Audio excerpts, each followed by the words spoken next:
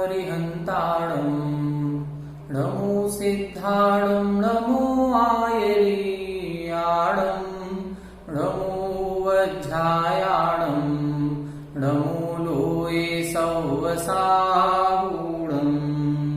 मोक्षमार्गस्य नेतारं भेत्तारं कर्मभूभृतां ज्ञातारं विश्वतत्त्वानां वन्दे तद्गुणलब्धये। 1008 श्री मूलनायक आदिनाथ भगवान की जय। द्वासांग जिनवाणी माता की जय। आचार्य श्रेष्ठ आचार्य गुरुवर श्री 108 उमा स्वामी जी महाराज की जय। आचार्य श्रेष्ठ आचार्य गुरुवर श्री 108 विद्यासागर जी महाराज की जय। जगत पूज्य निर्यापक श्रमण मुनि पुंगव श्री 108 सुधा सागर जी महाराज की जय। समस्त मुनि संघ की जय। कल के सूत्रों का पहले उच्चारण करेंगे। आश्रव निरोधः संवरः सगुप्ति समिति धर्मानुप्रेक्षा परिसहजय चारित्रहि तपसा निर्जरा च सम्यग्योग निग्रहो गुप्तिः ईर्या भाषैषणादान निक्षेपोत्सर्गाः समितयाः उत्तम क्षमा मार्गवार्जव शौच सत्य संयम तपस्त्यागा किंचन्य ब्रह्मचर्याणि धर्मः अनित्यासरण संसारैकत्वा न्यत्वा शुच्याश्रव संवर निर्जरा लोक बोधि दुर्लभ धर्म स्वाख्यातत्वानुचिंतन मनुप्रेक्षाः मार्गाच्यवन निर्जरार्थम परिशोधव्याः परिसहाः क्षुत्पिपासा शीतोष्ण दंशमशक नाज्ञारति स्त्री चर्या निसद्या सय्याक्रोश वद याचना लाभ रोग तृण स्पर्श मल सत्कार पुरस्कार प्रज्ञा ज्ञाना दर्शनानि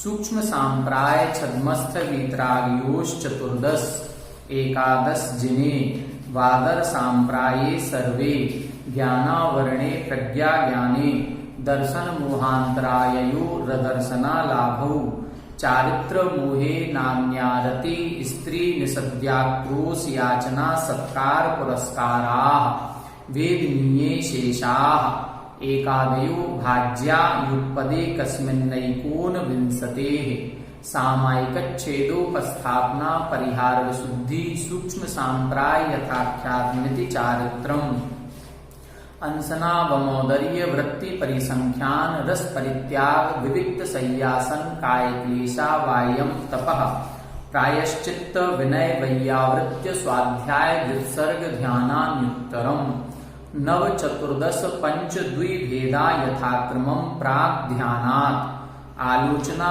प्रतिक्रमण तदुभय विवेक युत्सर्ग तपश्चेद परिहारोपस्थापना ज्ञान दर्शन चारित्रोपचाराः आचार्योपाध्याय तपस्वी शैक्ष्य ग्लान गण कुल संघ साधु मनोज्ञानाम वाचना पृच्छनानुप्रेक्षाम्नाय धर्मोपदेशाः बाह्याभ्यन्तरोपध्यो उत्तम संहनस्यैकाग्र चिंता निरोधो ध्यान मांतर मुहूर्तात् आर्त रौद्र धर्म्य शुक्लानि परे मोक्ष हेतु आर्त ममनुज्ञस्य संप्रयोगे तद्विप्रयोगाय स्मृति समन्वाहारः विपरीतम मनुज्ञस्य वेदनायाश्च निदानञ्च तदविरत देशव्रत प्रमत्त संयतानां हिंसानतस्तेय विषय संरक्षणेभ्यो रौद्रमविरत देशव्रतयोः आज्ञा पाय विपाक संस्थान विचयाय धर्म्यम। यहां तक अपना हो गया था। कल कुछ सूत्र हमने पढ़े थे, उन सूत्रों का एक बार संक्षेप में रिवीजन करेंगे।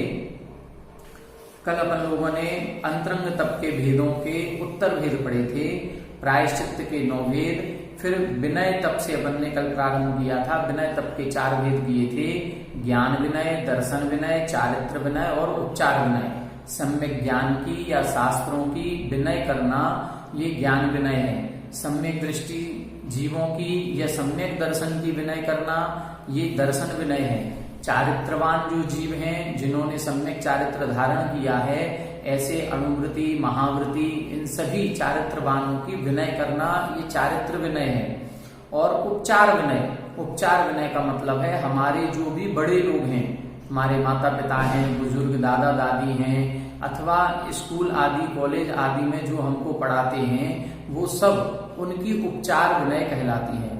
उपचार विनय में मोक्ष मार्ग का विशेष प्रसंग नहीं है, बाकी तीन ये मोक्ष मार्ग से संबंधित हैं। उपचार विनय लोक व्यवहार से संबंधित है। वैयावृत्ति के 10 भेद किए, आचार्य, उपाध्याय, तपस्वी, शैक्ष, ग्लान, गण, कुल, संघ, साधु और मनोज्ञ, इनकी वैयावृत्ति करनी चाहिए।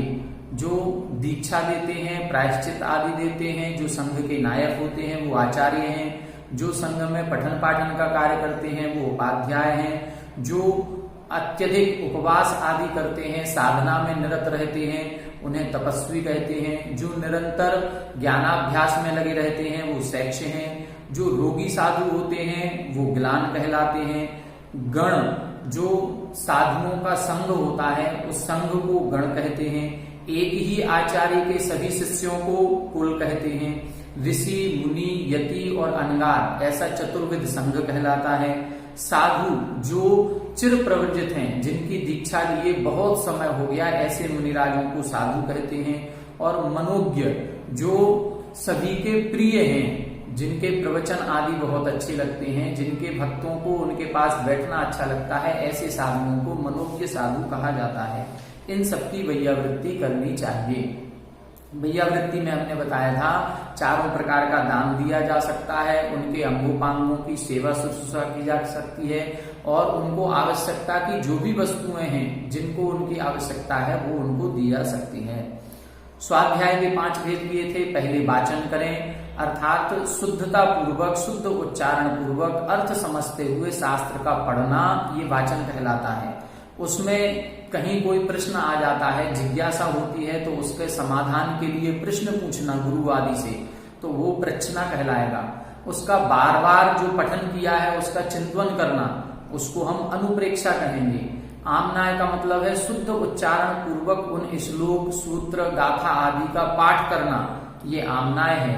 और फिर इसके बाद अन्य जो लोग हैं जिनको धर्म का ज्ञान नहीं है, उनको धर्म के मार्ग पर लगाना, उनको उपदेश करना, ये धर्मोपदेश कहलाता है। व्युत्सर्ग तप के 2 भेद किए थे। उपधि का त्याग करना, उपधि यानी परिग्रह, तो बाह्य उपधि का त्याग और अंतरंग उपधि का त्याग। बाह्य उपधि में बाह्य परिग्रह आता है और अंतरंग उपधि में अंतरंग परिग्रह। बाह्य परिग्रह 10 प्रकार का होता है, तो 10 प्रकार के परिग्रह का त्याग करना। अब मुनिराजों के 10 प्रकार का परिग्रह तो वैसे ही नहीं होता है, सबका पहले ही त्याग कर दिया, तो वो क्या करेंगे, ये जो शरीर लगा हुआ है इस शरीर से भी ममत्व का त्याग करेंगे, और अंतरंग की कसायों को नियंत्रित करेंगे, उनका अनुदय करेंगे। ये कहलाएगा उनका व्युत्सर्ग तप। इसके बाद ध्यान तप की चर्चा की थी कि उत्तम सहनन वालों के एकाग्र चिंता निरोधो, सभी चिंताओं का निरोध करके एक अग्र, एक जिसका मुख है, ऐसे एक को प्रधान बना करके किसी एक विकल्प पर, किसी एक विषय पर स्थिर हो जाना या मन को स्थिर करना, वो ध्यानम, उसे ध्यान कहते हैं। अंतर्मुहूर्तात्, ऐसा ध्यान अंतर्मुहूर्त पर्यंत तक ही होता है। अंतर्मुहूर्त 48 मिनट मानना चाहिए, 48 मिनट से कम का समय अंतर्मुहूर्त, तो ये 48 मिनट तक ही हो सकता है। इससे ज्यादा ध्यान नियम से भंग हो जाता है, इससे ज्यादा ध्यान नहीं लग सकता। यहाँ मोक्ष मार्ग का प्रसंग है, इसलिए इन्होंने उत्तम सहनन शब्द लिखा है, क्योंकि जो धर्म ध्यान, शुक्ल ध्यान ऊपर होंगे, वो शुक्ल ध्यान जो है वो उत्तम सहनन वालों के ही होता है, क्योंकि श्रेणी आरोहण ऊपर होगा 8वें आदि गुण स्थानों में, तो छपक श्रेणी जो है वो वज्र वृषभ नाराज सहनन वालों के ही होती है, और जो उपसम श्रेणी है उसके लिए प्रारंभ के 3 सहनन होना आवश्यक है, या तो वज्र वृषभ नाराज सहनन हो, या वज्र नाराज सहनन हो, या नाराज सहनन हो, इन 3 सहनन के साथ ही होती है। इसलिए यहाँ चूंकि मोक्ष मार्ग का प्रसंग है, इसलिए ये उत्कृष्ट कथन इसमें किया गया है। फिर ध्यान के 4 भेद किए, आर्त ध्यान, रौद्र ध्यान, धर्म ध्यान और शुक्ल ध्यान। इन चारों की विशेष परिभाषा अपन विशेष अभी पढ़ेंगे। इन चारों के फिर इन्होंने 2 भेद किए। 2 भेद कैसे किए? 2 संसार के कारण हैं और 2 बाद के मोक्ष के कारण हैं। परे मोक्ष हेतु, परे का मतलब है, ये परे शब्द द्विवचन में दिया है, परम परे पराणी। तो ऐसे ये जब विभक्ति अपन लगाएंगे, वचन लगाएंगे, तो परम एक वचन, परे द्विवचन, पराणी बहुवचन। तो द्विवचन में ये देने से यहाँ पर अंत के दो ध्यान मोक्ष हेतु, मोक्ष के कारण हैं। इससे सिद्ध होता है कि प्रारंभ के दो ध्यान संसार के कारण हैं। तो आर्त ध्यान, रौद्र ध्यान ये संसार का कारण है, और धर्म ध्यान, शुक्ल ध्यान ये मोक्ष का कारण है, अर्थात संवर निर्जरा का कारण हो जाता है। फिर आर्त ध्यान के इधर भेद किए इन्होंने, आर्तम अमनुज्ञस्य संप्रयोगे तद विप्रयोगाय। आर्तम, आर्त ध्यान कहलाता है, कौन सा? इसके चार भेद किए, अमनुज्ञस्य संप्रयोगे। अमनुज्ञस्य, अमनुज्ञ का मतलब है जो मन को अच्छे ना लगे, जो इंद्रियों को अच्छे ना लगे, जो पंचेंद्रिय के विषय हैं, यदि अप्रिय विषय मिलते हैं और अप्रिय विषयों का संयोग हो जाता है, तो उसको दूर करने के लिए जो बार बार चिंतन किया जाता है उसे कहते हैं अनिष्ट संयोग नाम का आर्त ध्यान। इसका विपरीत करेंगे तो विपरीतम मनोज्ञस्य। विपरीतम मनोज्ञस्य का मतलब अब जो इंद्रियों को प्रिय लगने वाले पदार्थ हैं उनका वियोग हो जाने पर, अभी क्या था, इंद्रियों के अप्रिय लगने वाले विषयों का संबंध हुआ था तो हम उनके दूर करने का विचार कर रहे थे। अब जो प्रिय लगने वाले विषय हैं वो दूर हो गए हैं, उनको पास लाने का विचार बार बार करना, ये इष्ट वियोग नाम का आर्त ध्यान कहलाता है। वेदनायाश्च, शरीर में वेदना आदि, रोग आदि हो जाने पर कष्ट, शारीरिक कष्ट को दूर करने का प्रयास करना, बार बार चिंतन करना, ये वेदना नाम का आर्त ध्यान है।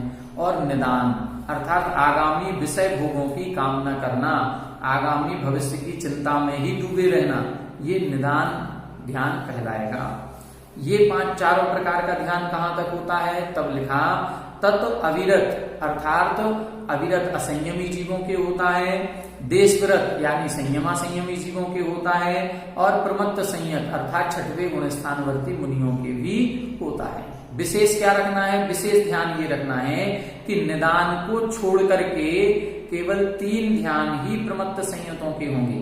निदान नाम का आर्त ध्यान मुनिराजों के नहीं होता है।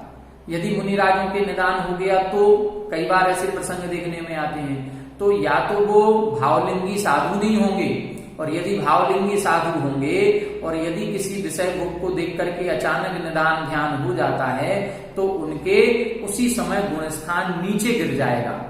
वो छठवें गुण स्थान से गिर करके नीचे 5वें, चौथे, तीसरे, दूसरे, पहले आदि गुण स्थानों में आ सकते हैं। फिर इसके बाद रौद्र ध्यान बताया था। रौद्र ध्यान के 4 भेद किए, हिंसानंदी, मृषानंदी, चौर्यानंदी और परिग्रहानंदी। हिंसा करके आनंद मनाना, चोरी करके आनंद मनाना, झूठ बोलने में आनंद मनाना, और विषय संरक्षण, पंचेंद्रिय के विषयों को भोगते हुए उनमें आनंद का भाव होना। तो हम लोग जितने भी जन हैं, हम या तो अपने सांसारिक दुख से दुखी हैं, तो जब दुख को दूर करने का प्रयास करते हैं तो आर्त ध्यान होता है, और कभी यदि हमें किसी विषय भोगों के कारण से सुख मिल जाता है तो उस सुख में हम बहुत ज्यादा आनंदित हो जाते हैं, और उस आनंद के क्षणों में रौद्र ध्यान होता है। ठीक है, इस प्रकार से ये 4 रौद्र ध्यान हो गए। अब ये रौद्र ध्यान कहाँ तक होते हैं? तो लिखा अविरत देशव्रत योग। रौद्र ध्यान 5म गुण स्थान तक माना गया, मतलब प्रारंभ के 4 गुण स्थानों में और 5म गुण स्थानवर्ती जीव के भी रौद्र ध्यान हो सकता है। अब 5म गुण स्थान में जो रौद्र ध्यान होगा वो रौद्र ध्यान नरक आयु के बंध का कारण नहीं बनेगा, लेकिन पहले गुण स्थान में जो रौद्र ध्यान होगा वो नियम से नरक आयु के बंध का कारण बनता है, ऐसा समझना चाहिए। धर्म ध्यान के 4 भेद किए, आज्ञा विचय, अपाय विचय, विपाक विचय और संस्थान विचय धर्म ध्यान। विचय का मतलब क्या है? विचारना, बार बार चिंतन करना, इसको हम विचय कहते हैं। अब आज्ञा विचय, आज्ञा को ही सिरोधार्य करना। कई विषय ऐसे होते हैं जो हमारे ज्ञान के विषय नहीं है। कल हमने बताया था सूक्ष्मांतरित दूरार्था, 3 प्रकार के पदार्थ हैं। सूक्ष्म पदार्थ भी होते हैं जो हमारे इंद्रियों के विषय नहीं बनते। अंतरित ऐसे कालवर्ती जो कई प्रकार के पदार्थ होते हैं जो हमारे जन्म के समय नहीं हुए, हमसे पूर्व समय में हो चुके। अब भोग भूमि में कौन हुआ, कर्म भूमि में आदिनाथ भगवान हुए हैं, अजितनाथ भगवान हुए, इनकी लंबाई चौड़ाई इतनी थी, इन्होंने ऐसा किया, इन्होंने षटकर्म का उपदेश दिया। ये हमने कहां से जाना? ये हमारे ज्ञान का विषय तो है नहीं, हमारे सामने कोई घटना नहीं घटी, तो हमने केवल आगम से जाना, केवली भगवान ने ऐसा कहा है, ऐसा हमने जाना है। इसी प्रकार से दूरवर्ती पदार्थ, दूरवर्ती का मतलब हम अपने नगर को, अपने देश को, अपने प्रदेश को, या जहां तक हम जा सकते हैं वहां तक के पदार्थों को जाना। लेकिन सुमेरु पर्वत होता है, नंदीश्वर द्वीप होता है, स्वर्ग नरक होते हैं, ये सब दूरवर्ती पदार्थ हैं, इनको हमने नहीं देखा और हम जा भी नहीं सकते देखने। तो फिर क्या करें? माने कि नहीं माने? मानना चाहिए, बस इनको मानना ही ये आज्ञा विचय नाम का धर्म ध्यान है। कहा गया सूक्ष्मम जिनोदितम तत्वम हेतु भिर्नैव हन्यते आज्ञा सिद्धंतु तद्ग्राह्यम नान्यथा वादिनो जना। आज्ञा सिद्धम, बस आज्ञा से ही ये सिद्ध हो रहे हैं। क्यों?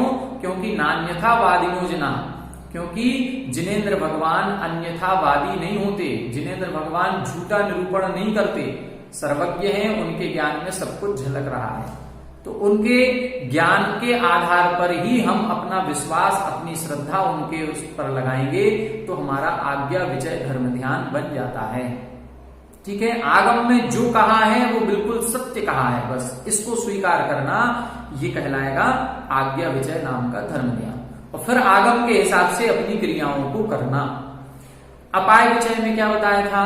अपाय विचय का मतलब है दूसरे जितने अन्य प्राणी हैं, इनके मिथ्यात्व का त्याग कैसे हो, ये मिथ्या मार्ग को छोड़ करके सम्यक मार्ग में कैसे लगे, दूसरों का दुख दूर कैसे हो, हम दूसरों का दुख दूर करने के लिए क्या कर सकते हैं, इस प्रकार से चिंतन बार बार करना, ये अपाय विचय कहलाता है। अपाय का मतलब दुख भी होता है और त्याग करना भी होता है। तो हम दूसरे के दुख को दूर कैसे करें, या दूसरे अन्य प्राणी मिथ्यात्व मार्ग का त्याग कैसे करें, इस बारे में चिंतन करना, ये अपाय विचय कहलाएगा। विपाक विचय धर्म ध्यान क्या है? विपाक यानी कर्मों का फल। तो कर्मों के अनुभाग, कर्मों का बंध किन परिणामों से होता है, कर्मों की निर्जरा किन परिणामों से होती है, इन सब का चिंतन करना, ये विपाक विचय धर्म ध्यान है। हमारे जीवन में या हमारे देखने वाले जितने भी जीव हैं, इनके जीवन में जो भी घटनाएं घट रही हैं, वो कहीं ना कहीं किसी ना किसी कर्म के कारण से ही होती हैं। एक्सीडेंट हुआ है तो भी कर्म के कारण से है, नौकरी लग गई है तो भी कर्म के कारण से है, पैसा धन संपत्ति आ रहा है तो भी कर्म के कारण से है, और चोरी हो गई है तो भी कर्म के कारण से है। जो कुछ भी अच्छा बुरा हमारे साथ होगा वो सब कर्म के कारण से होगा। तो कुछ हम अपने जीवन से भी लगाएं कि हमारे जीवन में ऐसा क्यों हुआ होगा, इस कर्म के कारण से ऐसा हुआ होगा, और दूसरे के जीवन में ऐसा क्यों हो रहा है, उसने कहीं ना कहीं कोई कर्म ऐसा किया होगा। तो कर्म के फल का बार बार चिंतन करना, ये विपाक विचय धर्म ध्यान। संस्थान विचय धर्म ध्यान में है लोक के आकार का या लोक के स्वरूप का चिंतन करना। अधोलोक, ऊर्ध्वलोक, मध्यलोक कितना लंबा चौड़ा है, कितने विमान हैं, कितने भवन हैं, नारकी जीवों के बिल कहाँ हैं, कैसे नारकी जीवों के दुख मिलते हैं, कैसे स्वर्गों में सुख हैं, इन सब का चिंतन करना। और ये चिंतन करना कि हम इन चारों गतियों में भ्रमण करके आए हैं, हम स्वर्ग में भी असंख्यातों बार हो आए हैं और नरकों में भी असंख्यातों अनंतों बार होकर के आए हैं। ऐसा कोई भी लोक में एक भी पर्याय ऐसी नहीं है जिस पर्याय को हमने प्राप्त ना किया हो, एक भी क्षेत्र ऐसा नहीं है जिस क्षेत्र पर हमने जन्म ना लिया हो, ऐसी एक भी पौद्गलिक वर्गणा नहीं है जिस वर्गणा को हमने विषय भोगों के रूप में ग्रहण ना किया हो, सभी को ग्रहण कर चुके। बस इस प्रकार का चिंतन करेंगे तो ये संस्थान विचय नाम का धर्म ध्यान होता है। ये धर्म ध्यान कहां से कहां तक होता है? ये चौथे गुण स्थान से 7वें गुण स्थान तक माना गया है। अब आगे आज अपन को शुक्ल ध्यान के बारे में चर्चा करनी है। अब शुक्ल ध्यान का प्रसंग देखें। शुक्ल ध्यान कहां से होता है? शुक्ल ध्यान 8वें गुण स्थान से होता है। 7वें गुण स्थान तक धर्म ध्यान, फिर 8वें गुण स्थान से शुक्ल ध्यान होता है। शुक्ल ध्यान के कितने भेद होते हैं? शुक्ल ध्यान के 4 भेद होते हैं। देखें, आज का ये जो प्रसंग है शुक्ल ध्यान का, ये थोड़ा सा क्लिष्ट है, लेकिन इतना भी क्लिष्ट नहीं है कि हम समझ नहीं पाएंगे, हम बहुत अच्छे से समझ पाएंगे। इसको हम 2 रूपों में बताएंगे, एक सरल जो पहली बार पढ़ रहे हैं उनके लिए, और जो कई बार पढ़ चुके हैं या शुक्ल ध्यान के बारे में विशेष नॉलेज रखते हैं उनके लिए कुछ विशेष कथन होगा, वो भी हम बताएंगे। तो दोनों को अपन को समझना है। यहां अपन को एक दो धाराएं समझनी है। आचार्यों के ध्यान के संबंध में दो मत मिलते हैं। एक वीरसेन आचार्य हुए हैं जिन्होंने षटखंडागम धवलाकार जो हुए हैं रचना की है, उनके जो रचयिता है टीकाकार हैं वीरसेन स्वामी, एक उनकी धारा चलती है और एक धारा चलती है अन्य आचार्यों की, जैसे आचार्य उमा स्वामी जी, आचार्य पूज्यपाद स्वामी जी, आचार्य अकलंक देव जी, जो अपन तत्वासुध पढ़ रहे हैं ये धारा लेकर के चलेंगे। दोनों धाराओं में धर्म ध्यान और शुक्ल ध्यान को समझना है। अभी हमने आपको बताया कि धर्म ध्यान चौथे से 7वें गुण स्थान तक होता है, 8वें गुण स्थान से शुक्ल ध्यान होता है। ये आचार्य उमा स्वामी जी पूज्यपाद महाराज की धारा है, ठीक है, ये इनका मत है। वीरसेन स्वामी महाराज क्या कहते हैं? वीरसेन स्वामी महाराज कहते हैं कि 10वें गुण स्थान तक धर्म ध्यान ही चलता है और 10वें गुण स्थान के ऊपर 11वें गुण स्थान से फिर शुक्ल ध्यान होता है। वहां कसाय रहित परिणामों को उन्होंने शुक्ल ध्यान में माना है। जहां कसाय रहित हो जाएं वो परिणामों को शुक्ल ध्यान, और जहां तक कसाय है वहां तक धर्म ध्यान माना वीरसेन स्वामी जी ने। बाकी अन्य आचार्यों ने जहां पर बुद्धि पूर्वक कसाय होती है वहां तक आर्तरौद्र ध्यान को स्वीकार किया है, धर्म ध्यान को स्वीकार किया है, और फिर उसके बाद जहां अबुद्धि पूर्वक कसाय है वहां उन्होंने शुक्ल ध्यान को स्वीकार किया। मतलब 7वें गुण स्थान तक बुद्धि पूर्वक कसाय होती है और 7वें के ऊपर जो कसाय भाव हो रहा है वो अबुद्धि पूर्वक है, ध्यान अवस्था में होता है, इसलिए वहां पर इन्होंने शुक्ल ध्यान स्वीकार किया है। तो दो धाराएं क्या हो गई? एक धर्म ध्यान 10वें गुण स्थान तक मान रहे हैं, 11वें से शुक्ल ध्यान, और दूसरी धारा 7वें तक धर्म ध्यान, 8वें से शुक्ल ध्यान। ठीक है, दोनों धाराओं को लेके चलेंगे। पहले आज हमने जो बोर्ड पे बनाया है ये पहली धारा के हिसाब से बनाया, जो आचार्य उमा स्वामी जी और इनकी परंपरा में मान्य है। ठीक है, सूत्र देखें अब अपन। सूत्र नंबर 37, शुक्ले चाद्ये पूर्व विदः, शुक्ले चाद्ये पूर्व विदः। यहां बता रहे हैं शुक्ले च आद्ये पूर्व विदः। शुक्ल ध्यान के भी 4 भेद करेंगे, आगे सूत्र आएगा जिसमें वो शुक्ल ध्यान के 4 भेद करेंगे। तो यहां ये बता रहे हैं शुक्ले, यानी ये शुक्ले शब्द भी द्विवचन में दिया है, शुक्लम शुक्ले शुक्लानी, इस तरह से बनेगा। च आद्ये, आद्ये शब्द भी द्विवचन में है, आद्यम आद्ये आद्यानी। तो शुक्ले च आद्ये, जो 4 प्रकार का शुक्ल ध्यान है उन 4 प्रकार के शुक्ल ध्यान में प्रारंभ के 2 शुक्ल ध्यान, पहला और दूसरा शुक्ल ध्यान पूर्व विदः, पूर्व विद के होता है। पूर्व विद का मतलब है हमारे जो द्वादशांग है उस द्वादशांग को 12 अंग जो हैं उन 12 अंगों में से 11 अंग और 12वां जो दृष्टि प्रवाद नाम का अंग और परिक्रम, इस तरह से। तो जो पूर्वगत है, अपन बोलते हैं ना 11 अंग 14 पूर्व के पाठी गुण 25 धार, उपाध्याय परमेष्ठी के 25 मूल गुण, 11 अंग 14 पूर्व। तो यहां पूर्व विदा, जो पूर्व को जानने वाले हैं, जो पूर्व विद हैं, उनके प्रारंभ के 2 शुक्ल ध्यान होते हैं। अब पूर्व विद का मतलब क्या? श्रुत ज्ञानी जिनके संपूर्ण 6 उपसम श्रुत ज्ञान का है, जो 11 अंग 14 पूर्व के ज्ञाता हैं, उन्हीं के होंगे? नहीं, ये उत्कृष्ट कथन है, ये उत्कृष्टता की अपेक्षा है।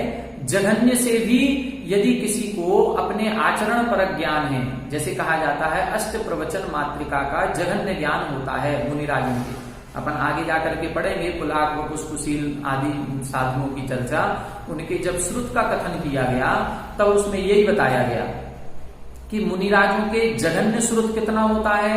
जघन्य श्रुत आचार वस्तु प्रमाण या अष्ट प्रवचन मातृका प्रमाण, कि जो उन्होंने दीक्षा ली है तो दीक्षा लेने के बाद उनको कैसी चर्या करनी है, जीवों का जो हिंसा होती है उससे हम कैसे बचें। तो 5 समिति और 3 गुप्ती का ज्ञान उनको होना चाहिए, आत्मा का भेद विज्ञान उनके होना चाहिए, भाव स्रोत जिसको कहते हैं वो भेद विज्ञान, आत्मा और पर वस्तुओं का भेद विज्ञान प्रकट हो गया तो हम मोक्ष जा सकते हैं। विशेष शास्त्रों को पढ़ने की आवश्यकता नहीं है। लेकिन उत्कृष्टता की अपेक्षा देखेंगे तो उत्कृष्टता से पूर्व विद, पूर्वविद का मतलब 11 अंग 14 पूर्व आदि का ज्ञान भी हो जाएगा, तो ये 2 शुक्ल ध्यान होंगे। सामान्य से क्या समझना है, जब हम आगे का सूत्र देखेंगे, अगला सूत्र लिखा है परे केवलिनः, परे केवलिनः। आगे सूत्र में बता रहे हैं प्रारंभ के 2 शुक्ल ध्यान पूर्वविद के होते हैं और अंत के 2 शुक्ल ध्यान केवलियों के होते हैं। इससे क्या समझना है, इससे ये समझना है कि प्रारंभ के 2 शुक्ल ध्यान श्रुत ज्ञानियों के होते हैं।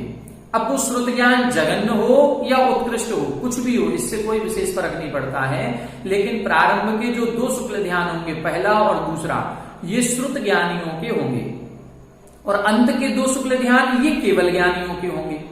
तो जिनके ज्ञानावरण कर्म का अभी तक क्षय नहीं हुआ है, ज्ञानावरण कर्म का क्षय नहीं हुआ है, ऐसे 12वें गुण स्थान तक 2 शुक्ल ध्यान होंगे, और जिनके ज्ञानावरण कर्म का क्षय हो गया, जिनको केवल ज्ञान प्रकट हो गया, ऐसे केवल ज्ञानियों के अंत के 2 शुक्ल ध्यान होते हैं। तो 4 शुक्ल ध्यान हो गए। प्रारंभ के 2 शुक्ल ध्यान 12वें गुण स्थान तक होंगे, और फिर 13वें में तीसरा होता है, 14वें में चौथा शुक्ल ध्यान होता है। ठीक है, अब आगे अपन इनकी परिभाषा नाम वगैरह देखेंगे। ये दोनों सूत्र हो गए। शुक्ले च आद्य पूर्वविदः, जो शुक्ल ध्यान है कौन से, आद्य प्रारंभ के 2 शुक्ल ध्यान ये पूर्वविदः श्रुत ज्ञानियों के होते हैं, और अंत के 2 शुक्ल ध्यान केवल ज्ञानियों के होते हैं। अब इनके नाम कौन कौन से हैं, नाम के लिए सूत्र देखें। पृथक्त्वैकत्व वितर्क, पढ़ें, पृथक्त्वैकत्व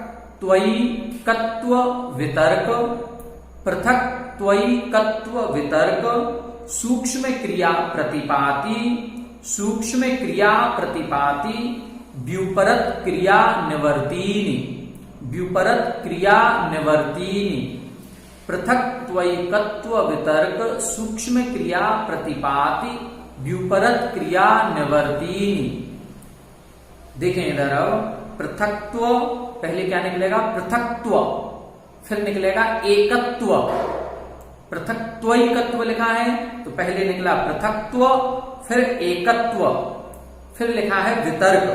वितर्क शब्द को दोनों में लगा लें, पृथक्त्व वितर्क, एकत्व वितर्क।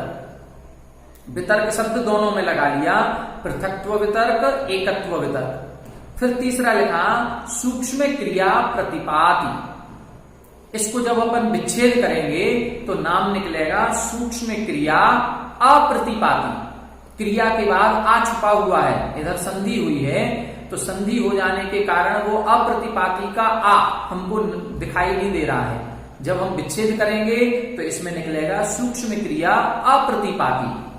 और फिर चौथा दिया है व्युपरत क्रिया निवर्तीनि, व्युपरत क्रिया निवर्तीनि। तो ऐसे ये 4 शुक्ल ध्यान हो गए। पहला शुक्ल ध्यान पृथक्त्व वितर्क, दूसरा एकत्व वितर्क, तीसरा सूक्ष्म क्रिया अप्रतिपाती, और चौथा व्युपरत क्रिया निवर्ती। अब इन चारों में से पृथक्त्व वितर्क और एकत्व वितर्क ये 2 शुक्ल ध्यान श्रुत ज्ञानियों के होंगे, ठीक है, 12वें गुण स्थान तक। और अंत के जो 2 शुक्ल ध्यान हैं, सूक्ष्म क्रिया अप्रतिपाती और व्युपरत क्रिया निवर्ती, ये 2 शुक्ल ध्यान केवल ज्ञानियों के होते हैं। ठीक है, अब आगे अपन इनकी विशेषताएं देखें। इनका आश्रय क्या है, इनका जैसा नाम है वैसा ही इनका स्वभाव है। जब अपन परिभाषा देखेंगे इनकी आगे आएगी, हम सब पूरा समझाएंगे, तब इनकी परिभाषा देखेंगे तो इनके नाम के अनुसार ही इनकी परिभाषा निकलेगी। अपन इन सूत्रों को समझ लें, फिर हम आपको सारा समझाएंगे। अगला सूत्र लिखा है त्रिएक योगकाय योगा योगानाम। पढ़े, त्रिएक योग काय योगा योगानाम। त्रिएक योग काय योगा योगानाम। अब इनको अपन विच्छेद करें तो पहले निकलेगा त्रि, फिर निकलेगा एक, फिर निकला योग। योग शब्द दोनों में जोड़ लें, त्रियोग एक योग।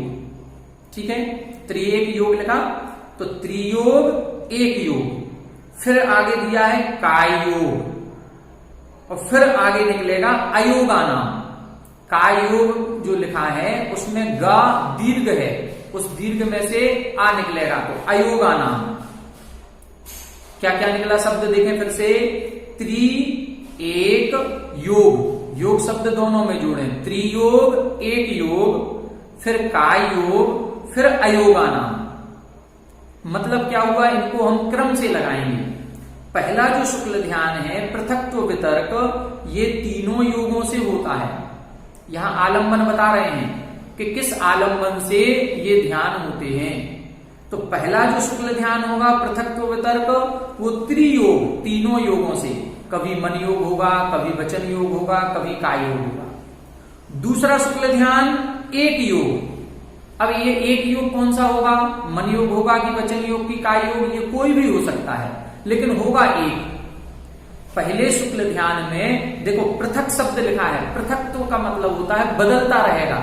इसमें योग तीनों हैं, कभी मन योग होगा, कभी वचन योग होगा, कभी काय योग। मान लो 1 मिनट के लिए पहला शुक्ल ध्यान हुआ, तो 1 मिनट के अंदर में जो 60 सेकंड हैं, इन 60 सेकंडों में योग बदलते रहेंगे। कभी 2 सेकंड के लिए मन योग हो गया, फिर 5 सेकंड के लिए वचन योग हो गया, फिर 6 सेकंड के लिए काय योग हो गया, फिर मनोयोग हो गया, फिर वचन योग हो गया, ऐसे योग बदलेगा। तो ये तो हो गया पृथक्त्व वितर्क, इसमें तीनों योग हैं। एकत्व वितर्क जो होगा उसमें एक ही योग होगा। मान लो 1 मिनट का समय एकत्व वितर्क में लगना है, तो 1 मिनट तक एक ही योग चलेगा, वो योग बदलेगा नहीं।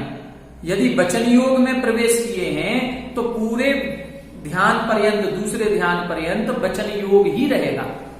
यदि काय योग में प्रवेश हुआ है तो काय योग ही रहेगा, और मन योग में प्रवेश हुआ तो मन योग ही रहेगा। इसलिए इधर लिखा एक योग। तीसरा शुक्ल ध्यान देखें तो तीसरे शुक्ल ध्यान में नाम लिख दिया काय योग। यहां काय योग में ही होगा, मन योग वचन योग में नहीं होता। इधर जो तीसरा शुक्ल ध्यान होगा वो भी एक योग में होगा, लेकिन यहां एक योग निश्चित है, कौन सा है, काय योग। और चौथा शुक्ल ध्यान जो होगा वो अयोगा नाम, वो योग रहित जीवों के होगा। अयोगा नाम का मतलब सयोग केवली और अयोग केवली, ऐसे दो हैं। हमने लिखा, अभी बताया, परे केवलिना, अंत के 2 शुक्ल ध्यान केवलियों के होंगे। तो केवलियों के 2 गुण स्थान है, एक सयोग केवली, एक अयोग केवली। तो इससे क्या सिद्ध हो रहा है, जो तीसरा शुक्ल ध्यान होगा वो 13वें गुण स्थान में होगा सयोग केवली के, और जो चौथा शुक्ल ध्यान होगा वो अयोग केवली के होगा, क्योंकि अयोगा नाम लिख दिया, योग रहित अवस्था में होगा। इससे सिद्ध है कि ये चौथा शुक्ल ध्यान 14वें गुण स्थान में होता है। अब अपन को क्या समझना है, इसमें इस सूत्र से ये समझ गए कि पहला शुक्ल ध्यान तीनों योगों से होगा, दूसरा शुक्ल ध्यान कोई भी एक योग से होगा, तीसरा शुक्ल ध्यान काय योग से होता है, और चौथा शुक्ल ध्यान योग रहित अवस्था में होता है। ठीक, अब आगे का सूत्र देखें। अब इनकी और विशेषता बता रहे हैं। क्या विशेषता, एकाश्रये सवितर्क विचारे पूर्वे, एकाश्रये सवितर्क विचारे पूर्वे। यहां बता रहे हैं पूर्वे, पूर्वे का मतलब प्रारंभ के 2 शुक्ल ध्यान। अब प्रारंभ की बात कर रहे हैं, प्रारंभ के 2 शुक्ल ध्यान सवितर्क विचारे, वितर्क और विचार से सहित होते हैं। प्रारंभ के 2 शुक्ल ध्यान कैसे हैं, वितर्क और विचार से सहित होते हैं। और कैसे हैं, एकाश्रय, एक आश्रय से होते हैं। एक आश्रय का मतलब क्या है, श्रुत ज्ञान के माध्यम से ही होते हैं, ये एक आश्रय है। ठीक है, तो ये दोनों जो शुक्ल ध्यान होंगे पहले के, प्रारंभ के पृथक्त्व वितर्क और एकत्व वितर्क, ये दोनों शुक्ल ध्यान एक आश्रय से मतलब श्रुत ज्ञानियों के होते हैं, और दोनों शुक्ल ध्यान वितर्क और विचार से सहित होते हैं। ये एक सामान्य कथन दिया। अब तुरंत विशेष कथन क्या कर रहे हैं, अगला सूत्र लिखा अविचारम द्वितीयम, अविचारम द्वितीयम। यहां लिख रहे हैं अविचारम द्वितीयम, जो दूसरा शुक्ल ध्यान है वो अविचारम, वो विचार से रहित होता है। अभी क्या लिख दिया था, 41 नंबर के सूत्र में लिखा था सवितर्क विचारे, कि प्रारंभ के 2 शुक्ल ध्यान वितर्क विचार से सहित हैं।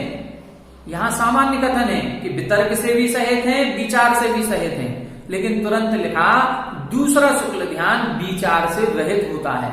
इसका मतलब यह है कि पहला शुक्ल ध्यान वितर्क से भी सहित है और विचार से भी सहित है, लेकिन दूसरा शुक्ल ध्यान वितर्क से तो सहित है लेकिन विचार से सहित नहीं है। अविचारम द्वितीयम, दूसरा शुक्ल ध्यान विचार से रहित होता है। अब इनका नाम क्या बनेगा? इनका नाम बनेगा पृथक्त्व वितर्क विचार। अपन ने पहले शुक्ल ध्यान में दोनों लगाने हैं, सवितर्क विचार, तो वितर्क शब्द भी जोड़ दें और विचार शब्द भी जोड़ दें, तो क्या नाम बना? पृथक्त्व वितर्क विचार। दूसरा शुक्ल ध्यान का नाम क्या होगा? एकत्व वितर्क अविचार। बस ये ध्यान रखना है, ये सामान्य और विशेष कथन है। जैसे 5वें अध्याय में अपन ने सूत्र पढ़ा था, 5वें अध्याय में जब द्रव्यों का कथन किया तो एक सूत्र लिखा नित्यावस्थितान्य रूपाणि, कि सारे द्रव्य जो ऊपर कहे वो सब नित्य हैं, अवस्थित हैं, अरूपी हैं। और फिर तुरंत नीचे लिखा रूपिणः पुद्गला, पुद्गल द्रव्य रूपी है। मतलब पहले तो अरूपी कह दिया, फिर बाद में कह रहे हैं कि पुद्गल द्रव्य रूपी है। तो पुद्गल की जो विशेषता बतानी थी वो उन्होंने बाद में बताई। कई बार ऐसा होता है कि मान लो हम स्कूल में पढ़ा रहे हैं और हमने कहा सभी बच्चे इधर आ जाओ, या सभी बच्चे खड़े हो जाओ, या सभी बच्चे बैठ जाओ, तो सभी बैठ गए और फिर बाद में हमने एक सेंटेंस बोला मोहन और राकेश को छोड़ करके। ये क्या मतलब? सभी बच्चे बैठ जाओ, राकेश मोहन को छोड़ के। इसका मतलब है कि सभी बच्चे बैठेंगे लेकिन राकेश मोहन नहीं बैठेंगे। ये विशेष कथन हो गया। इसी प्रकार से इधर इन्होंने क्या लिख दिया?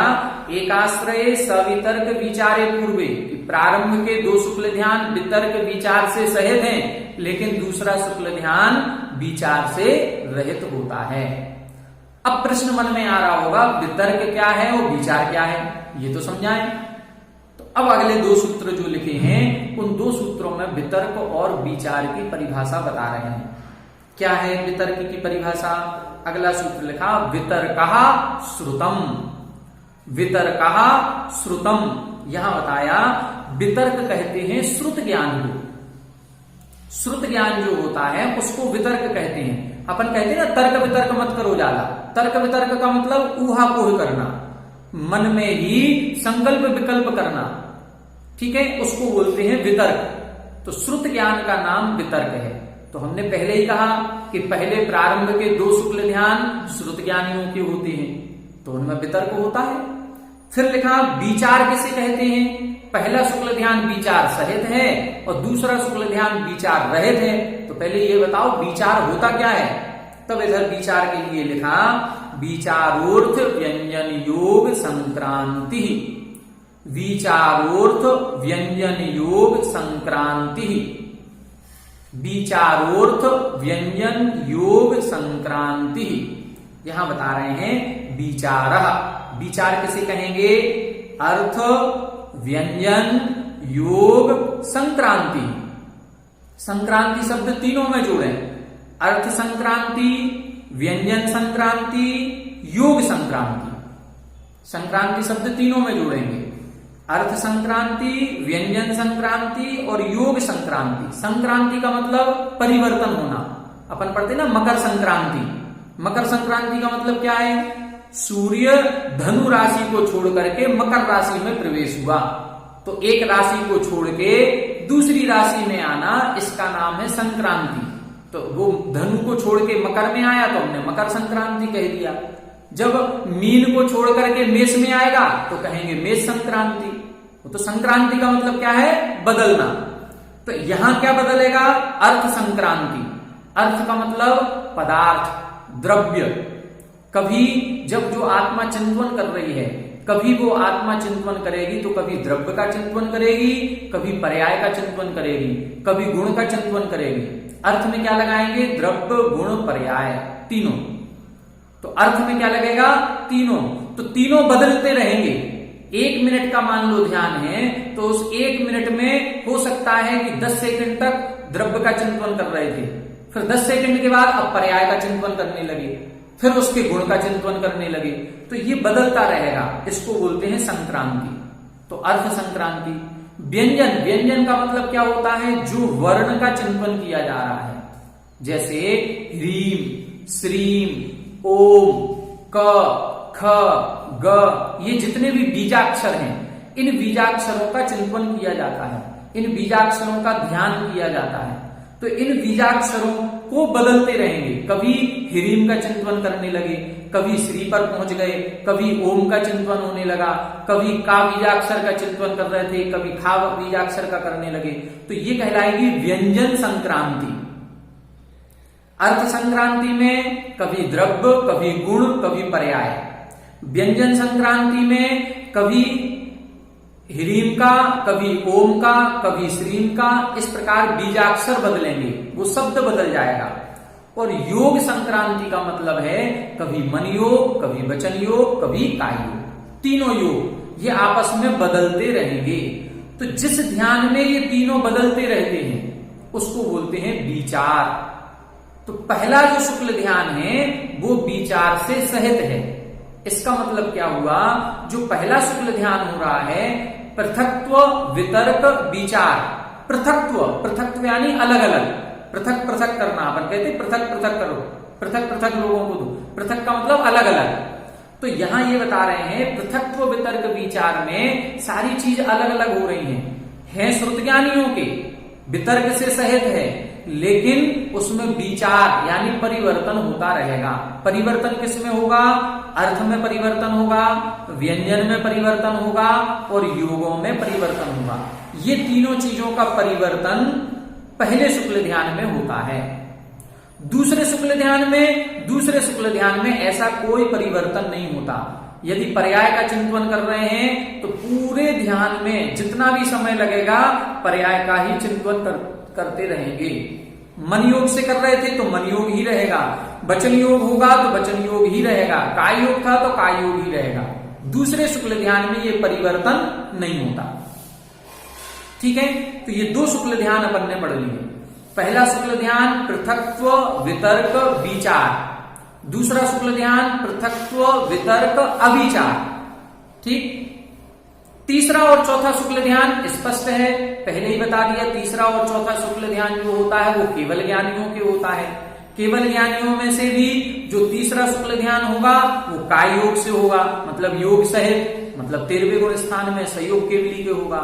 और 14वां जो वो चौथा शुक्ल ध्यान है वो 14वें गुण स्थान में होगा। उसका आलम्बन क्या लिखा, अयोगा नाम। तो अयोगा नाम मतलब अयोग केवलियों के होगा। तो तीसरा शुक्ल ध्यान 13वें गुण स्थान में और चौथा शुक्ल ध्यान 14वें गुण स्थान में होता है। ये बिल्कुल फिक्स है, इसमें कोई परिवर्तन नहीं, कोई मतभेद नहीं। जितने भी आचार्य हुए हैं, चाहे वो वीरसेन आचार्य हुए हों और चाहे वो अपने पूज्यपाद आचार्य उमा स्वामी जी हों, कोई भी हो, सभी आचार्यों ने तीसरे और चौथे शुक्ल ध्यान में कोई मतभेद नहीं है। सभी आचार्यों ने एक मत से 13वां गुण स्थान में तीसरा शुक्ल ध्यान और 14वें गुण स्थान में चौथा शुक्ल ध्यान माना है।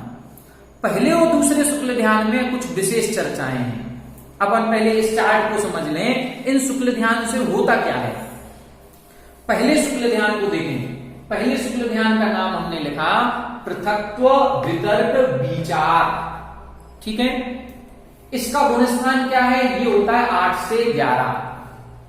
देखें, 8वें गुण स्थान से जब हम बढ़ेंगे ऊपर तो यहां पर दो प्रकार की श्रेणी होती है, एक उपसम श्रेणी और एक छपक श्रेणी। एक मुनिराज कर्मों का जो चारित्र मोहिनी कर्म है उसकी प्रकृतियों का उपसम करते हुए आगे बढ़ रहे हैं। दूसरे मुनिराज जो छपक श्रेणी पर चढ़ रहे हैं वो चारित्र मोहिनी की प्रकृतियों का क्षय करते हुए आगे बढ़ रहे हैं। तो जो उपसम श्रेणी पर आगे बढ़ते हैं वो 8वें से 9वें में, 9वें से 10वें में और 10वें से 11वें गुण स्थान में जाएंगे। लेकिन जो छपक श्रेणी में चढ़ रहे हैं वो 8 से 9, 9 से 10, अब 10 से कहां जाएंगे, 12वें में, वो 11वें में नहीं जाते। तो जो छपक श्रेणी पर चढ़ेंगे उनके पहला शुक्ल ध्यान 8वें, 9वें और 10वें गुण स्थान में होगा। जो छपक श्रेणी से चढ़ रहे हैं 8वें, 9वें, 10वें में पहला शुक्ल ध्यान, 12वें में दूसरा, 13वें में तीसरा, 14वें में चौथा। ठीक है, तो 8 से 10 गुण स्थान में पहला हो जाएगा, 12वें गुण स्थान में दूसरा, 13वें में तीसरा और 14वें में चौथा।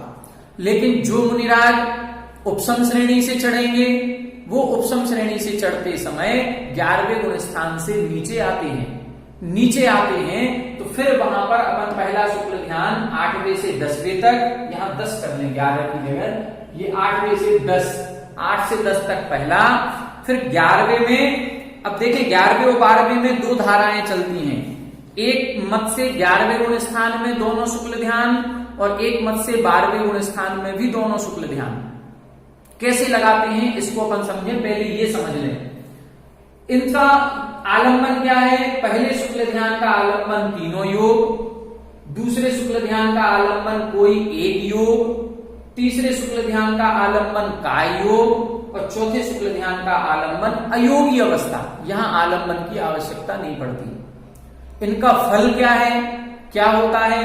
तो पहला शुक्ल ध्यान जब 8 से 10 गुण स्थान में होगा तो ये मोहिनी कर्म का क्षय करता है या मोहिनी कर्म का उपशम करेगा। जो उपशम श्रेणी में चढ़ेंगे उनके मोहिनी कर्म की प्रकृतियों को दबाने का काम इसी का फल है, और यदि छपक श्रेणी से चढ़ रहे हैं तो मोहिनी कर्म को नष्ट इसी पहले शुक्ल ध्यान के द्वारा किया जाता है। तो पहले शुक्ल ध्यान के द्वारा मोहिनी कर्म का क्षय किया जाता है। दूसरे शुक्ल ध्यान 12वें गुण स्थान में जब होगा तो मोहिनी कर्म का क्षय तो हो चुका, अब ये दूसरा शुक्ल ध्यान 12वें गुण स्थान में होगा, तो 12वें गुण स्थान में इस दूसरे शुक्ल ध्यान के द्वारा बाकी बचे हुए 3 घातीय कर्म हैं। कौन कौन से? ज्ञानावरण, दर्शनावरण और अंतराय। इन 3 घातीय कर्मों का क्षय दूसरे शुक्ल ध्यान से होता है। कर्मों का क्षय कर दिया। तीसरे शुक्ल ध्यान से क्या होता है? अब तीसरे शुक्ल ध्यान में देखें, अब स्थिति क्या बनेगी? अब वो केवल ज्ञानी हो गए, और केवल ज्ञानी होने के बाद समोसरण लग गया। अब समोसरण में कब तक रहेंगे? जब तक उनका आयु कर्म रहेगा तब तक 13वें गुण स्थान में रहेंगे। अब 13वें गुण स्थान में रहते रहते रहते रहते जब उनकी आयु अंतर मुहूर्त बचती है तब, अब तब 2 स्थितियां होंगी। आयु तो बची अंतर मुहूर्त, लेकिन वेदनी कर्म, नाम कर्म, गोत्र कर्म, ये 3 कर्म की स्थिति अंतर मुहूर्त से ज्यादा है। मान लो आयु तो अंतर मुहूर्त की बची, लेकिन वेदनी कर्म 100 वर्ष का है, नाम कर्म 50 वर्ष का है, गोत्र कर्म 80 वर्ष का है। अब अंतर मुहूर्त में कैसे नष्ट करेंगे? तो जब इन एक आयु कर्म अंतर मुहूर्त हो और शेष 3 कर्मों की स्थिति ज्यादा होती है तो इन शेष 3 कर्मों की स्थिति को अंतर मुहूर्त किया जाता है। वो कैसे किया जाएगा? वो केवली समुद्घात के द्वारा किया जाएगा। समुद्घात यहां करते हैं। कौन सा समुद्घात? केवली समुद्घात। केवली समुद्घात क्या कहलाता है? समुद्घात कहते हैं आत्म प्रदेशों का मूल शरीर को छोड़े बिना इस शरीर से बाहर निकलना या बाहर फैलना, इसको बोलते हैं समुद्घात। मूल शरीर नहीं छोड़ेंगे, लेकिन मूल शरीर को छोड़े बिना आत्मा के प्रदेशों का बाहर फैलना, इसको बोलते हैं हम समुद्घात। तो ये जब केवली समुद्घात करते हैं तो इन केवली समुद्घात में उनकी आत्मा पूरे 3 लोकों में फैल जाती है, और 3 लोकों में फैलने के बाद अब उनकी स्थिति कितनी हो जाएगी? आयु अंतर मुहूर्त था तो शेष 3 कर्मों को भी घटा करके अंतर मुहूर्त कर देते हैं। किससे किया? केवली समुद्घात से। जैसे अपन लोग कपड़ा सुखाते हैं, कपड़े धोए और ये बेडशीट है हमारी डबल बेड की, अब उसको हमने कपड़े धो करके निचोड़ भी दिया, लेकिन जैसी फोल्ड करके हमने धोया था, फोल्ड करके ऐसा रस्सी पे डाल दिया, तो अब सूखने में उसको 12 घंटे लगेंगे। लेकिन हम उस बेडशीट को खोल करके, फैला करके, फोल्ड जो हमने कर दिया था, घड़ी कर दी थी, उस घड़ी ना करके उसको पूरा फैला करके यदि रस्सी पे सूखने डालेंगे तो 3 घंटे में सूख जाएगी। जो 12 घंटे में सूखनी थी, यदि हम उसको फैला देंगे तो वही बेडशीट हमारी 3 घंटे में सूख गई। कम में हो गया काम कि नहीं हो गया? हो गया। इसी प्रकार से आत्मा के प्रदेशों को बाहर फैला देते हैं। जब आत्मा के प्रदेशों को बाहर फैलाएंगे तो जो कर्म 100 वर्ष तक उदय में आना था उसको 100 वर्ष की जगह अंतर मुहूर्त कर देते हैं, सब कर्मों की स्थिति को घटा देते हैं। इस केवली समुद्घात के करने में 8 समय लगते हैं। कितने समय लगते हैं? 8 समय। समय कह रहे हैं, सेकंड नहीं। 1 सेकंड में असंख्यात आवली और 1 आवली में असंख्यात समय होते हैं। तो 8 समय केवल लगने हैं। 8 समय कैसे लगते हैं? इसकी 4 अवस्थाएं होती हैं। पहले दंड, फिर कपाट, फिर प्रतर, फिर लोक पूरण, फिर पुनः वापस आते हैं तो फिर से प्रतर, फिर कपाट, फिर दंड, फिर स्वास्थान। ऐसे 8 समय, एक समय में। दंड में जैसे हम यहां बैठे हैं तो दंडवत फैल जाएंगे, मतलब हमारे सिर के ऊपर और नीचे। अपन मध्य लोक में बैठे हैं तो मध्य लोक में बैठे हैं जब वो केवल ज्ञानी, तो जब वो केवली समुद्घात करेंगे तो उनके शरीर प्रमाण ये प्रदेश ऊपर ऊर्ध्वलोक तक, बिल्कुल सिद्ध सला तक, लास्ट तनुवात वलय तक टच करेंगे, और नीचे भी तनुवात वलय तक, 7वीं पृथ्वी के नीचे जाकर उधर तक टच कर जाएंगे। दंडवत एक समय में इतने फैल जाएंगे। फिर अगला समय होगा कपाट। कपाट का मतलब क्या होता है? दरवाजे। तो दरवाजे कैसे खुलते अपने? इस प्रकार से। तो इसी तरह से अब इस तरह ऐसे फैल जाएंगे, जैसे हमने ये हाथ फैला दिए, इस प्रकार से इनके ये आत्मा के प्रदेश फैलेंगे, तो इस तरफ के बात वलयों को पूरा टच कर जाएंगे। ठीक है।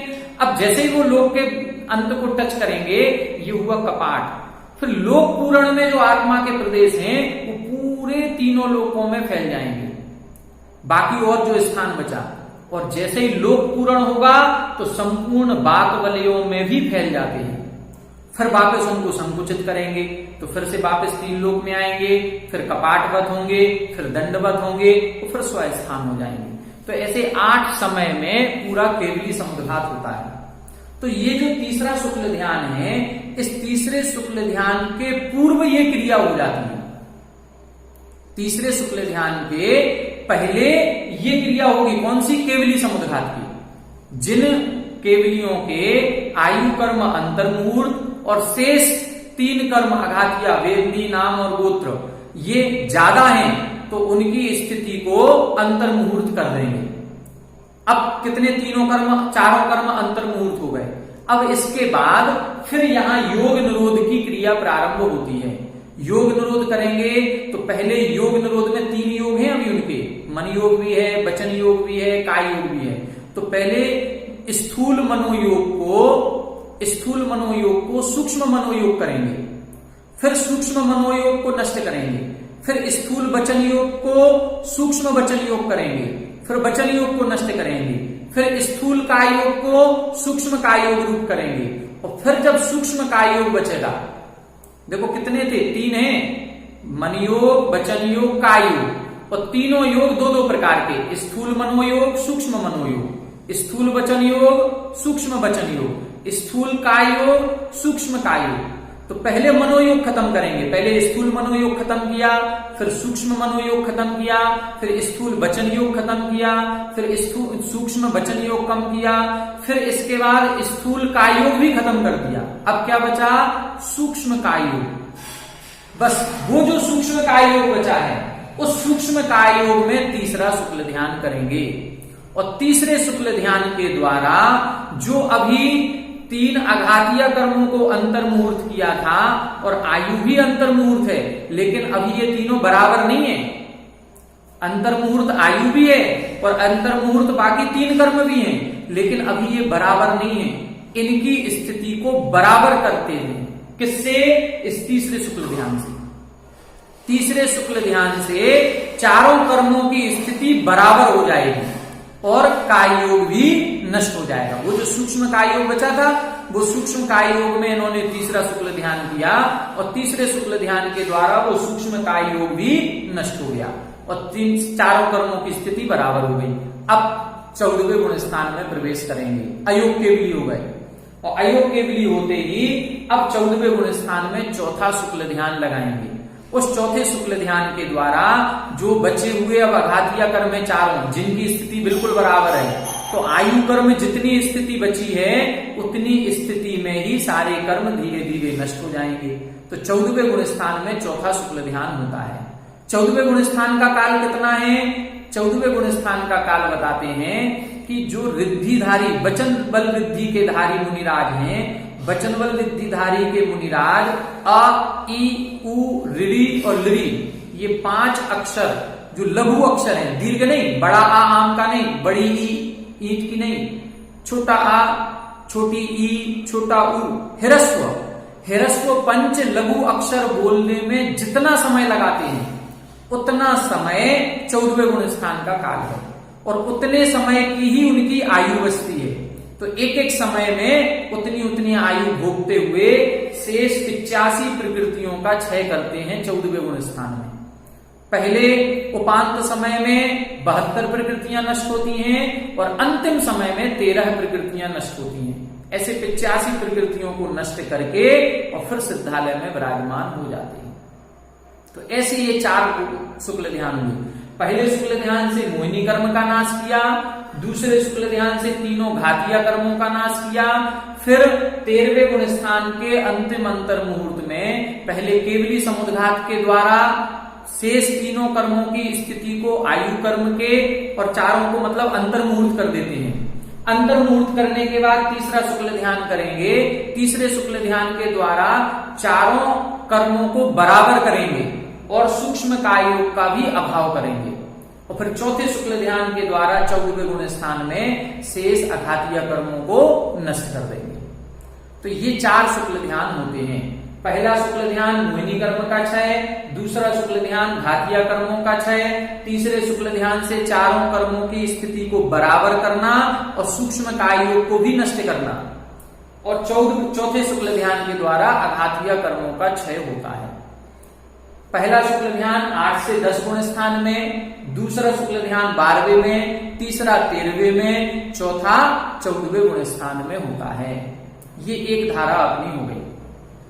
अब दूसरी धारा अपन जो समझने का प्रयास कर रहे थे, ये सामान्य लोग इतना अपना समझ लें। दूसरी धारा में क्या करते हैं कि 11वें में भी दोनों शुक्ल ध्यान और 12वें में भी दोनों शुक्ल ध्यान मानते हैं। वो इस अपेक्षा से मानते हैं कि 13वें शुक्ल ध्यान का नाम है सूक्ष्म क्रिया अप्रतिपाती। यहां अप्रतिपाती विशेषण दिया है, मतलब तीसरे शुक्ल ध्यान वाला नीचे नहीं गिरता। अप्रतिपाती का मतलब, प्रतिपात का मतलब गिरना, अप्रतिपात का मतलब नहीं गिरना। तो तीसरे शुक्ल ध्यान वाला नीचे नहीं गिरता। इससे सिद्ध है कि दूसरे शुक्ल ध्यान वाला नीचे गिरता है। और यदि अपन दूसरे शुक्ल ध्यान वाला नीचे गिरता है ऐसा मानेंगे तो दूसरा शुक्ल ध्यान फिर उपसम श्रेणी में होगा, क्योंकि उपसम श्रेणी वाला ही नीचे आता है, छपक श्रेणी वाला नीचे नहीं आता। और जब हम इस अपेक्षा से कथन करेंगे तो दूसरा शुक्ल ध्यान फिर 11वें गुण स्थान में ठहरेगा, और 11वें गुण स्थान में दूसरा होगा तो 11वें में ही, तो 8 से 10 में पहला और 11वें में दूसरा, उपसम श्रेणी की अपेक्षा। और जब छपक श्रेणी चढ़ेंगे तो 8 से 10 में पहला और 12वें में दूसरा, इस अपेक्षा से मानते हैं। क्लियर हुआ? दूसरा शुक्ल ध्यान प्रतिपाती माना। प्रतिपाती क्यों माना? क्योंकि तीसरे शुक्ल ध्यान में अप्रतिपाती विशेषण लिखा है। तो अप्रतिपाती विशेषण की अपेक्षा से यदि प्रारंभ के दोनों शुक्ल ध्यान गिरने की अपेक्षा लगाएंगे तो फिर जब हम उपसम श्रेणी में चढ़ेंगे तो 8 से 10 में पहला शुक्ल ध्यान किया और उपसम श्रेणी वाला 11वें में जाएगा तो दूसरा शुक्ल ध्यान करेगा, और छपक श्रेणी वाला 8 से 10 में पहला करेगा और 12वें में दूसरा करेगा। ये तो हो गई एक धारा। अब दूसरी धारा वीरसेन स्वामी महाराज की लगाएं तो वीरसेन स्वामी महाराज तो 10वें गुण स्थान तक धर्म ध्यान मानते हैं। 10वें गुण स्थान तक धर्म ध्यान, उसके ऊपर शुक्ल ध्यान। अब जब उसके ऊपर शुक्ल ध्यान लगाएंगे और हम कह रहे हैं कि जो दूसरा शुक्ल ध्यान है वो प्रतिपाती है तो 11वें में होना है। अब यदि मान लो कोई जीव छपक श्रेणी चढ़ रहा है और 10वें गुण स्थान तक धर्म ध्यान किया, अब 12वें में पहुंचा वो, अब 12वें में पहुंचेगा तो उधर पहला और दूसरा ये दोनों शुक्ल ध्यान करेगा। वो कहां करेगा? नहीं तो 13वें गुण स्थान में तीसरा, 14वें में चौथा और 12वें में दोनों करेगा। जो छपक श्रेणी से जाएगा वीरसेन स्वामी महाराज के अनुसार उसके 12वें गुण स्थान में दोनों शुक्ल ध्यान हो जाएंगे। तो 12वें गुण स्थान के प्रारंभिक भाग में पहला शुक्ल ध्यान करेगा और अंत के भाग में दूसरा शुक्ल ध्यान करेगा। अब यही जीव यदि उपसम श्रेणी से चढ़ रहा होगा तो उपसम श्रेणी वाला फिर 11वें गुण स्थान के पहले भाग में पहला शुक्ल ध्यान करेगा और अंत के भाग में दूसरा शुक्ल ध्यान करेगा। तो इस प्रकार से 11वें गुण स्थान में दोनों शुक्ल ध्यान, 12वें में भी दोनों शुक्ल ध्यान स्वीकार किए गए हैं। एक मत वीरसेन स्वामी का है, एक मत अन्य आचार्यों का है। अभी हम समझाने की दृष्टि से ये हमने सारा आपको बता दिया कि जब धर्म ध्यान को 10वें गुण स्थान तक मानेंगे तो 11वें से शुक्ल ध्यान मानेंगे, और 11वें से शुक्ल ध्यान मानेंगे तो जो उपसम श्रेणी से 11वें गुण स्थान में पहुंचेंगे उनके 11वें गुण स्थान में दोनों शुक्ल ध्यान, क्योंकि दूसरा शुक्ल ध्यान प्रतिपाती है तो 11वें में दोनों बन जाएंगे। जो चपक श्रेणी से जाएंगे उनके 12वें में दोनों बन जाएंगे, 13वें में तीसरा, 14वें में चौथा। जो अपने उमा स्वामी महाराज की धारा से चलेंगे, जो अपन ये तत्वार सूत्र पढ़ रहे हैं, तो इनकी अपेक्षा से चलेंगे तो प्रारंभ के जो 7 गुण स्थान है 7वें तक धर्म ध्यान है, 8वें 9वें 10वें में पहला शुक्ल ध्यान, 12वें में दूसरा शुक्ल ध्यान, 13वें में तीसरा और 14वें में चौथा। तो ये वाला चार्ट अपन को समझना है। क्लियर हुआ? फिर से एक बार इसको देख लें। 4 शुक्ल ध्यान है कुल। 4 शुक्ल ध्यान में पहला शुक्ल ध्यान पृथक्त्व वितर्क विचार, दूसरा शुक्ल ध्यान एकत्व वितर्क अविचार, तीसरा शुक्ल ध्यान सूक्ष्म क्रिया अप्रतिपाती और चौथा व्युपरत क्रिया निवर्ती।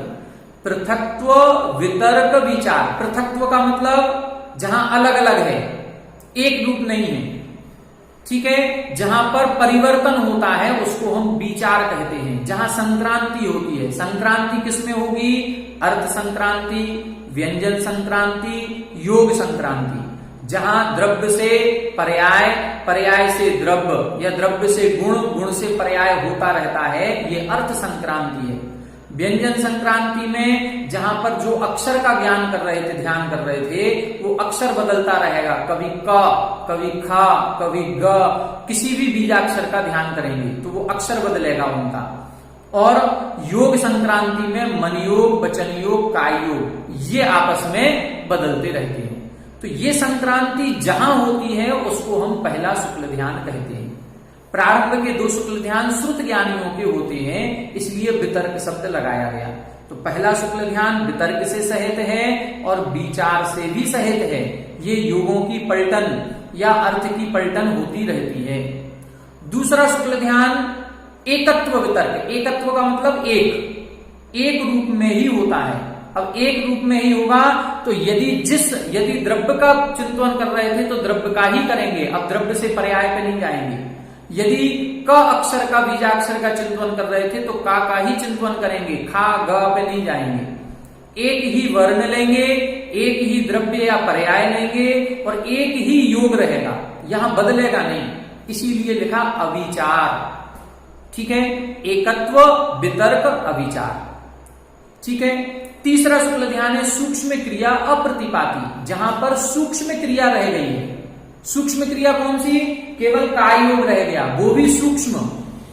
वचन योग भी खत्म, मनोयोग भी खत्म और स्थूल काय योग भी खत्म, बादर काय योग जिसको कहें, तो बादर काय योग भी खत्म। अब क्या बचा है? सूक्ष्म काय योग बचा। उस काय योग के द्वारा जो आत्म प्रदेशों में परिस्पंदन हो रहा है वो भी सूक्ष्म है बिल्कुल। ऐसी स्थिति में तीसरा शुक्ल ध्यान होता है और ये अप्रतिपाती, तीसरे शुक्ल ध्यान वाला नीचे नहीं आता। इसी से हमने वो अर्थ निकाला है कि दूसरे शुक्ल ध्यान वाला नीचे आता है और दूसरे शुक्ल ध्यान वाला नीचे आएगा तो वो दूसरा शुक्ल ध्यान फिर 11वें गुण स्थान में मानना पड़ेगा। तो वो अपेक्षाएं अलग अलग हैं। चौथा शुक्ल ध्यान व्युपरत क्रिया निवर्ती। व्युपरत यानी जो रहित हो चुके हैं, किससे? क्रिया से। जो मन वचन काय की क्रिया कहा था, काय वांग मनः कर्म योगा, तो काय वचन और मन इन सबकी क्रियाओं से जो निवृत्त हो चुके हैं, व्युपरत हो चुके हैं, ऐसे जीवों के चौथा शुक्ल ध्यान होता है व्युपरत क्रिया निवर्ती। ठीक है, ये अयोगी के होगा, इसलिए अयोग केवली के 14वें गुण स्थान में होता है। इस अयोग केवली गुण स्थान में ही चौथे शुक्ल ध्यान के द्वारा सारे अघातीय कर्मों को नष्ट किया जाता है। अब एक प्रश्न ये मन में आ सकता है कि 13वें और 14वें गुण स्थान में जो तीसरा और चौथा शुक्ल ध्यान बताया है, तो क्या केवली भगवान भी ध्यान करते हैं? कैसे ध्यान करते हैं? जैसे हम लोग, अब हम सोचें कि चलो हम सामायिक करने बैठ रहे हैं, कोई हमें डिस्टर्ब नहीं करना, तो हमने एक आसन लगाया और अब हम बैठ गए, तो क्या ऐसे केवल ज्ञानी भी बैठ जाते होंगे कहीं जाकर के? नहीं, केवल ज्ञानियों के जितनी भी प्रोसेस होती हैं वो सब ऑटोमेटिक होती हैं, अबुद्धि पूर्वक। अब उनकी इच्छाएं नहीं होती। इच्छाएं मोहिनी कर्म के कारण से होती हैं और उनका मोहिनी कर्म नष्ट हो गया, तो अब उनकी इच्छाएं नहीं होती, वो सब ऑटोमेटिक प्रोसेस है।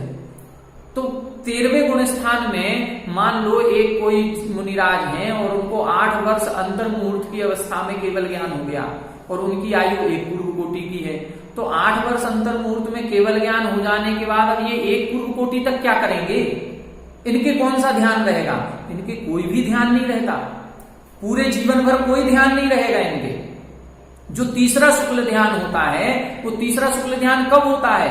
13वें गुण स्थान के अंतिम अंतर मुहूर्त में, पूरे 13वें गुण स्थान में नहीं है। कई लोगों की धारणा है कि 13वें गुण स्थान में तीसरा शुक्ल ध्यान, तो महावीर भगवान जो केवल ज्ञान प्राप्त हुआ उनको 42 वर्ष में, तो 42 से लेके 72 वर्ष तक, 30 वर्ष तक वो शुक्ल ध्यान करते रहे। नहीं, गलत।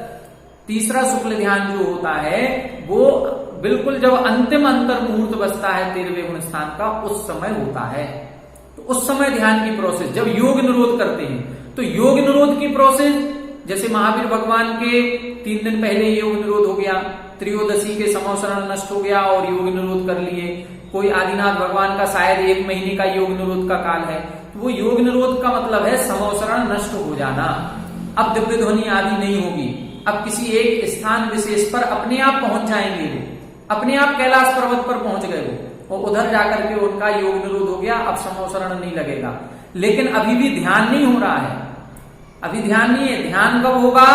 जब अंतिम अंतर मुहूर्त बचेगा, और उसमें भी जब योग निरोध की प्रोसेस जो हमने बताया कि पहले बादर मनोयोग खत्म करेंगे, फिर सूक्ष्म मनोयोग खत्म किया, फिर बादर वचन योग खत्म किया, फिर सूक्ष्म वचन योग खत्म किया, फिर बादर काय योग खत्म किया। अब जब सूक्ष्म काय योग बचा, 5 खत्म करने के बाद जो 6वां बचा है, अब करेंगे वो तीसरा शुक्ल ध्यान। तो इस तीसरे शुक्ल ध्यान के द्वारा क्या करेंगे? जो शेष आघातीय कर्म थे तीनों, उनको आयु कर्म के बराबर कर देंगे और इस योग का निरोध कर देंगे। जो सूक्ष्म काय योग बचा था वो भी खत्म। अब 14वें गुण स्थान में प्रवेश करेंगे, और 14वें गुण स्थान में पंच लघु अक्षर प्रमाण जो समय इसका कहा गया है, उस समय में चौथा शुक्ल ध्यान करते हुए जो सेकंड लास्ट समय होगा, सेकंड लास्ट का मतलब उपांत समय, उसमें 72 प्रकृतियां नष्ट होती हैं और अंत समय में 13 प्रकृतियां नष्ट होती हैं। इस प्रकार से 85 प्रकृतियों को नष्ट करते हैं चौथे शुक्ल ध्यान के द्वारा। और जैसे ये 85 प्रकृतियां नष्ट हुई, ऊर्ध्वगमन स्वभाव, मुक्त जीव हो गए, अब कर्मों से मुक्त हो गए, और मुक्त होते ही ऊर्ध्वगमन स्वभाव के कारण आत्मा ऊपर की ओर जाएगी। ऊपर की ओर कहां तक जाएगी? जहां तक धर्म द्रव्य है, जहां तक धर्म द्रव्य गमन करने का निमित्त है। शक्ति कितनी है? अनंत शक्ति है। लेकिन अनंत शक्ति के बाद अब चले जाएंगे, जाते जाते बात वलयों में पहुंच गए, फिर तनुवात वलय में जाकर के जहां धर्म द्रव्य लास्ट है, वहां पर जाकर के रुक जाएंगे। बस अब वहीं रुके रहेंगे। क्यों रुके रहे? क्योंकि आगे धर्म द्रव्य नहीं है, तो वहां पर जाकर के विराजमान सिद्धालय में विराजमान हो जाते। तो यहां ये अपना आज शुक्ल ध्यान का प्रकरण पूरा हो गया। ये शुक्ल ध्यान में बस थोड़ा सा कंफ्यूजन वाली जो स्थिति बनती है, वो जब अपन 2 धाराएं लेके चलते हैं तब बनती है। आप तो सभी सामान्य लोग एक धारा को लेके चले। कभी कोई प्रश्न पूछे शुक्ल ध्यान कहाँ होता है या कब होता है, तो हम केवल इतना सा उत्तर दें, 8 से 10 गुण स्थान में पहला शुक्ल ध्यान, 12वें में दूसरा, 13वें में तीसरा, 14वें में चौथा शुक्ल ध्यान। पहले शुक्ल ध्यान के द्वारा मोहिनी कर्म नष्ट होता है, दूसरे शुक्ल ध्यान के द्वारा घातीय कर्मों का नाश होता है, तीसरे शुक्ल ध्यान के द्वारा सारे चारों कर्मों की स्थिति को बराबर करते हैं और काय योग का भी अभाव करते हैं, और चौथे शुक्ल ध्यान के द्वारा अघातीय कर्मों को नष्ट किया जाता है। ये इतना समझना है। जो विशेष ज्ञान अर्जन करना चाहते हैं कि अन्य आचार्यों ने क्या कहा, तो अन्य आचार्यों के मत में दूसरी धारा चलती है, जो वो ये कहते हैं कि 10वें गुण स्थान तक धर्म ध्यान है, तो 11वें से शुक्ल ध्यान। जब 11वें से शुक्ल ध्यान मानेंगे तो 11वें गुण स्थान में भी दोनों ध्यान और 12वें में भी दोनों ध्यान माने, पहला दूसरा। जो उपसम श्रेणी से चढ़ेगा उसके 11वें में दोनों हो जाएंगे, जो छपक श्रेणी से चढ़ेगा उसके 12वें में दोनों ध्यान होंगे, 13वें में तीसरा, 14वें में चौथा। तो पूछ सकते हैं। इसके बाद अपने अब 3 सूत्र और बचे, इनका अर्थ अपन कल करेंगे। आज इतना ही, सभी को जय जय।